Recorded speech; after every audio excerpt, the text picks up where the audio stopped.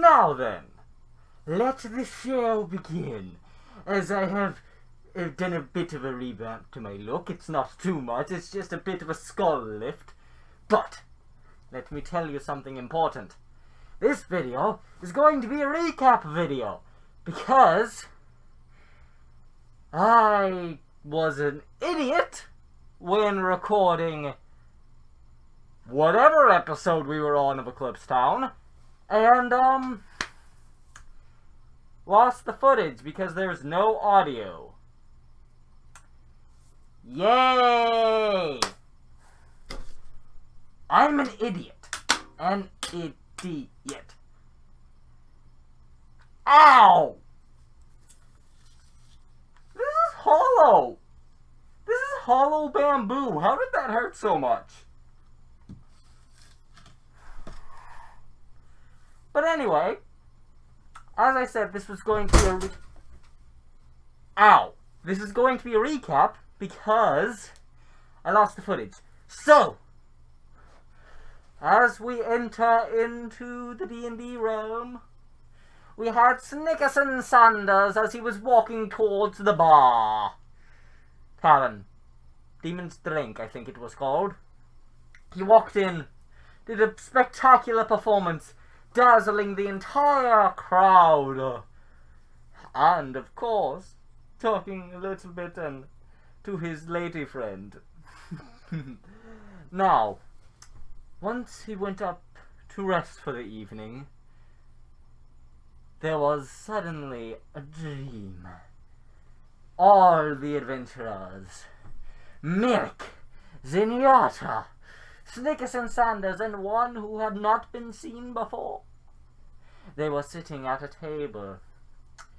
A table laid out with marvelous food. And at the end and head of the table sat Drula Samhame, creator of the Stitchwork creatures. Yes, it's quite a horrible thing. He told them simply to eat, as he was so glad that they're going to be his material soon. Material for more creations and more beings and more creations and more deadly creations, so he can kill more to get more material to make more creatures in an endless, never-ending cycle of power. And then there was a discovery made of what Drula has done. Drula has broken a very sacred law, taboo among those of his ilk. He has taken it upon himself, reached in and grabbed his very soul, and shattered it in his hand. Then once he did that, he was not satisfied, so he took 5 individuals,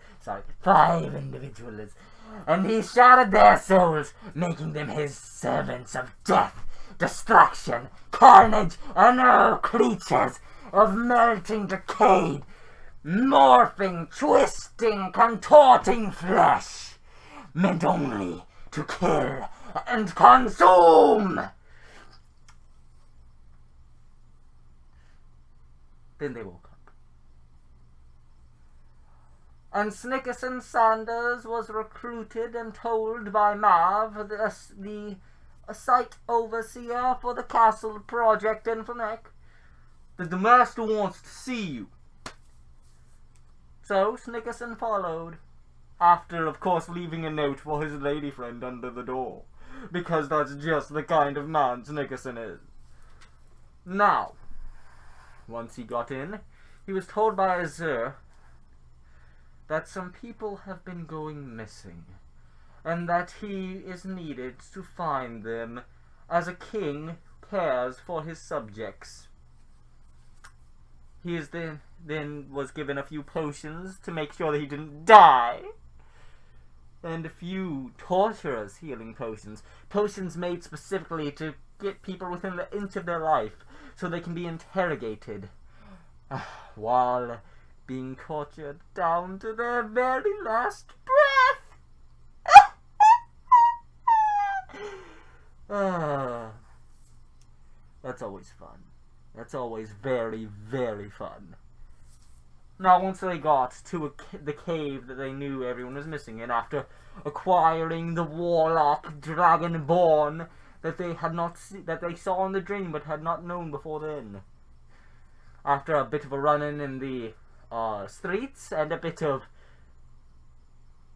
divine influence forcing the dragon, aka the DM needed a way to railroad the person to actually joining. Divine influence causing a being of pure essence to forcefully shove him towards the quest line. Now, once they got there, all they heard was as well as the sound of tearing flesh.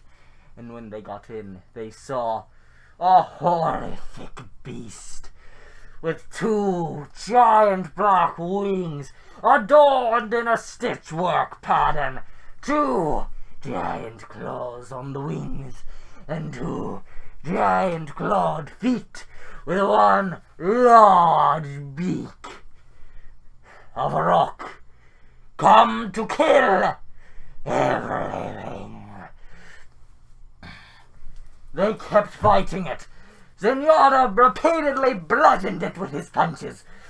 Snickers and Sanders broke its very psyche with a voodoo doll. The warlock managed to gather upon the essence of his patron and fire bursts of magical energy, whittling the creature down.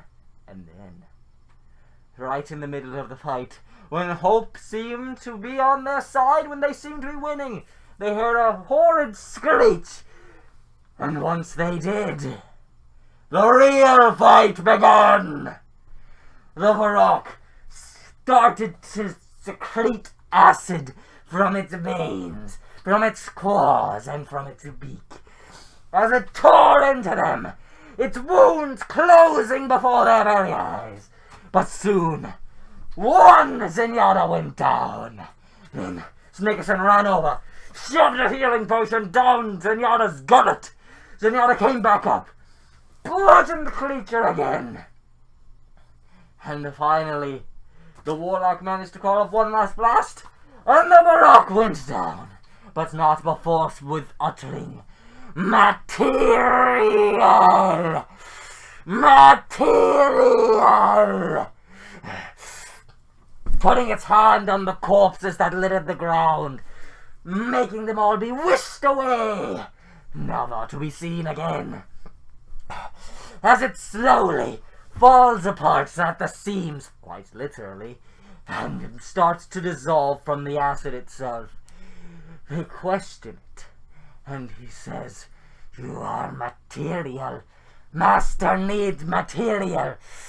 Drula needs material!" And at that, the creature was gone. Then, they scoured the battlefield for what remains of any who fell. In the process, they managed to find a scimitar that seemed almost to swing itself.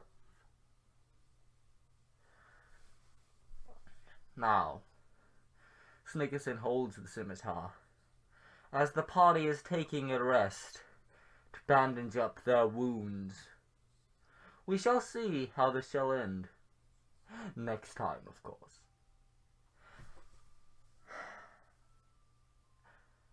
Guys, I have one thing to say. This is gonna be fun. Very, very